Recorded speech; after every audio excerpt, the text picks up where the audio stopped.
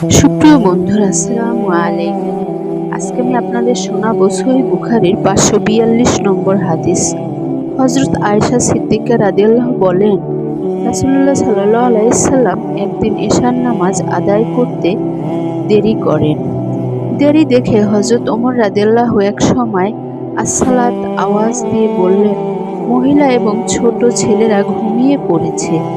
এত শ্রবণে হুজুর সাল্লাল্লাহু আলাইহি সাল্লাম হুজরা মুবারক থেকে মসজিদে চলে আসেন।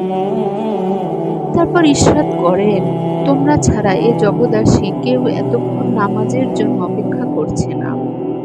বর্ণনাকারী উরওয়া রাদিয়াল্লাহু বলেন, সে সময় মদিনা মুনাওয়ারা ছাড়া অন্য কোথাও নামাজ আদায় করা হতো না। তখনও মদিনার বাইরে ইসলাম প্রচার হয়নি। বর্ণনাকারী আরও বলেন, তখন সাহাবায়ে কেরাম শফক সূর্যাস্তের পর পশ্চিমাকাশে বিস্তৃত লালিমা অদৃশ্য হওয়ার পর থেকে রাতের প্রথম এক তৃতীয়াংশের মধ্যে এশার নামাজ আদায় করত।